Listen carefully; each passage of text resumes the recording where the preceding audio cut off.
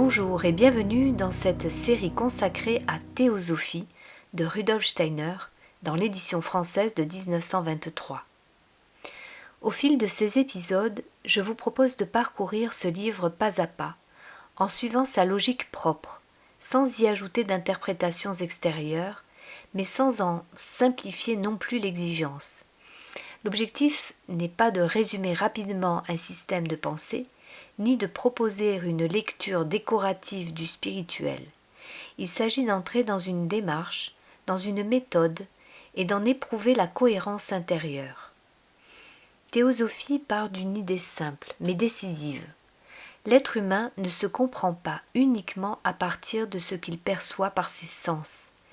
Il se tient à la croisée de trois dimensions, le corps, l'âme et l'esprit, et il appartient ainsi à trois mondes.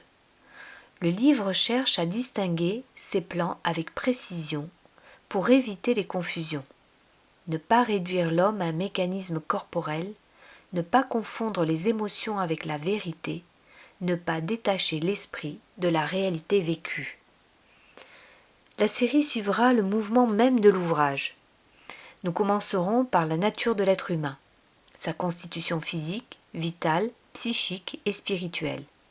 Puis nous entrerons dans la description des trois mondes, le monde sensible, le monde des âmes et le monde des esprits, non comme des dieux imaginaires, mais comme des domaines de réalité accessibles à des organes de perception appropriés. Nous aborderons ensuite les questions de la destinée, de la réincarnation, du devenir de l'âme après la mort et du séjour de l'esprit entre deux incarnations.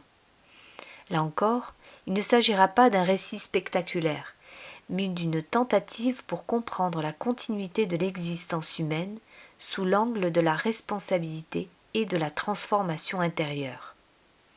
Enfin, nous terminerons par ce que le livre appelle le sentier de la connaissance, la discipline de la pensée, la maîtrise de la volonté et la transformation progressive de la vie intérieure en instrument de perception.